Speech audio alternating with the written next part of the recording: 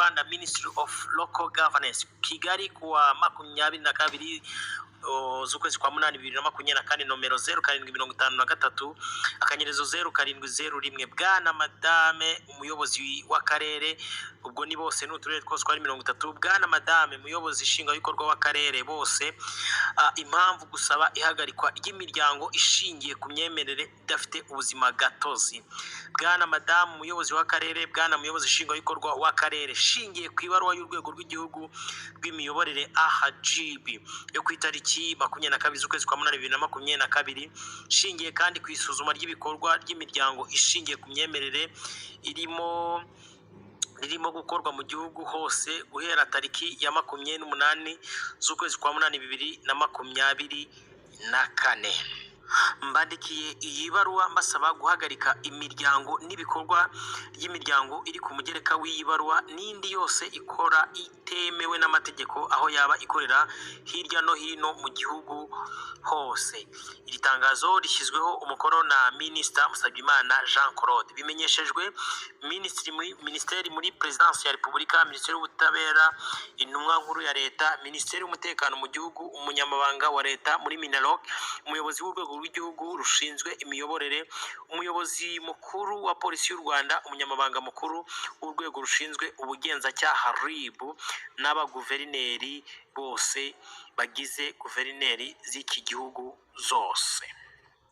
Hanyuma wowe udukurikiye hari slogan mu itangazamakuru tugira ngo icyambere ni amakuru, icyambere ni amakuru.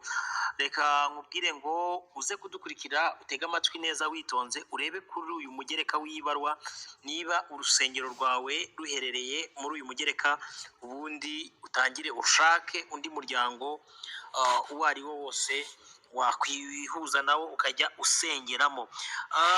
Uko izisengero cyangwa se aya matorero agera kuri 43 niko tugiye kubasomera duhereye ku rya mbere kugeza kuri 43 yahagaritswe mu gihugu hose. Organisation cyangwa se abantu batemewe gukora muri iki gihugu cyacu cy'u Rwanda n'imiho ya mbere hari abo bita abagorozi. Iri ni itsinda ry'abantu bashobora kuba bariyomoye ku Badiventiste b'umunsi wa karindwi. Rero aba bantu ntago bemereye gukorera mu gihugu cyacu cy'u Rwanda. Nimero ya kabiri hari abo bita abakusi. Iri ni irindi tsinda naryo, niba ubarizwa muri iri tsinda umenye ko uyu muryango cyangwa se iki gice cyane cy'iyobokamana kitemeye gukorera muri iki gihugu cyacu cy'u Rwanda. Nimero ya gatatu ni abanywagake, ubwo ni irindi tsinda naryo abaribarizwamo naryo muze kubwira bagenzi banyu ko bitemewe. Nimero ya kane ni abitwa abarokore. Nimero ya gatanu babita abavandimwe church. Hanyuma nimero gatandatu ni Agape Sanctuary. Nimero karindwi ni Apostolic Faith Ministry International, naryo ntago ryemewe. Nimero 8 ni Assemblies of God, iyi naryo ntago ryemewe. Nimero ya 9 ni Bethel Miracle Church, ubwo abasengeramo mumenye ko namwe mutemewe. Nimero ya 10 hari Christo Church, iri naryo ntago ryemewe. Nimero 11 yitwa Restaurant Temple Dusenyi, iri naryo ubwo ntago ryemewe. Nimero ya 12 yitwa Dusa n'imitima Church, iyi nayo ntago yemewe. 13 hari Edamu, iri naryo ntago ryemewe. EBVR naryo ntago ryemewe. 15 hari Eglise Betania, nayo ntago yemewe.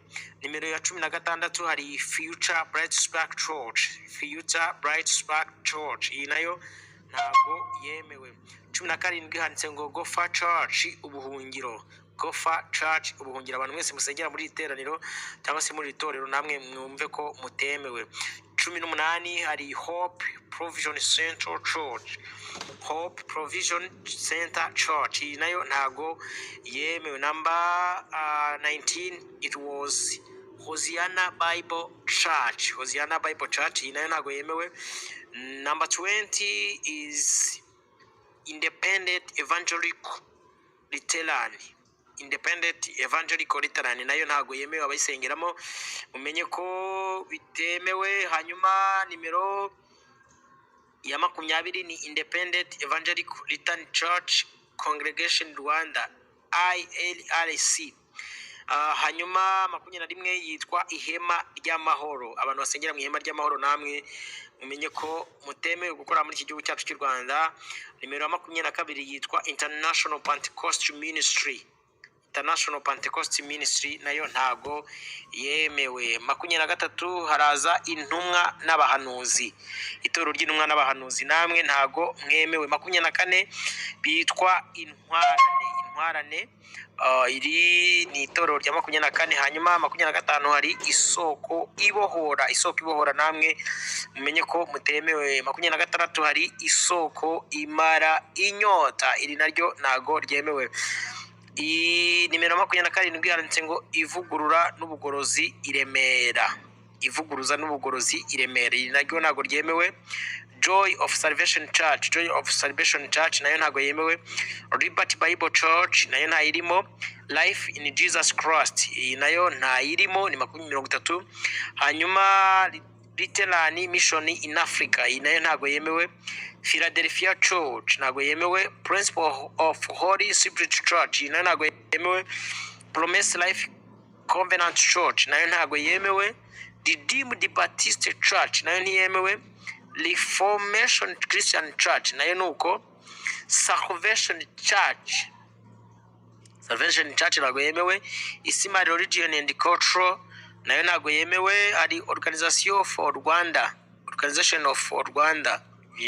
dono niba Isima Religion and Culture Organization for Rwanda. Okay, ni ingi nayo ntago yemewe. Hanyuma 38 hari Organization for Rwanda, iyi nayo ntago yemewe. Ubuzima bushya muri Kristo Yesu nayo ntago yemewe. UDPR impinduka, UDPR not ADPR, ni UDPR impinduka. Hanyuma 41 hari umugeni wa Kristo, hakaza umurage w'abera Pentecote. Aha ni hamwe hari gusezeranya Grace we kwa Savier, nayo ntago yemewe. Urwambariro abera mu Rwanda ngizi insengero 44 zitemewe mu gihugu cyacu cy'u Rwanda. Niba hari urusengero rwawe wumvishemo, utangire ushake indi eglise cyangwa se undi muryango wa Gikristo uyunga nawo, kuko igisengero ntago zemewe gukorera mu gihugu cyacu cy'u Rwanda nkuko wabyumvishije. Yes, namwe murabyumva rero hano ku Ishyaka Media. Ibintu bikomeje kuba akasamutwe hano mu Rwanda ku bakristo ndetse n'abapasiteri. ADPR nyine yabagereyeyo, urabyumva, n'abadivantiste ndetse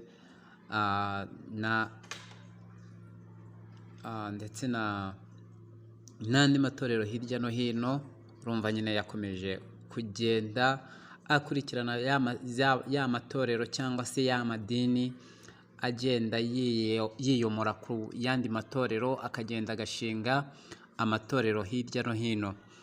Birakomeje rero. Insengero zimaze gufungwa zimaze kugera kuri 2 miliyoni hano mu Rwanda, ndetse izigiye gusenywa burundu ni insengero zigera kuri 43. Abantu nyine basengeraga muri izo nsengero cyangwa bari bashumbye izo nsengero, byamaze gutangazwa ko izo nsengero zigiye gukurwaho burundu, zikavanwa ku ikarita y'insengero ziri hano mu gihugu cy'u Rwanda. Mwabyumvishe rero, izo nizo nsengero zigiye gukurwaho burundu hano mu gihugu cyacu. Ubwo rero turakomeje kubakurikiranira amakuru hafi rwose. Mukomeze mutube hafi, mudukurikirane, tubagezeho inkuru zacu, kandi inkuru zacu zigomba kubageraho ku gihe. Yes, mukomeze mudutere inkunga, mukore subscribe ndetse munadushare.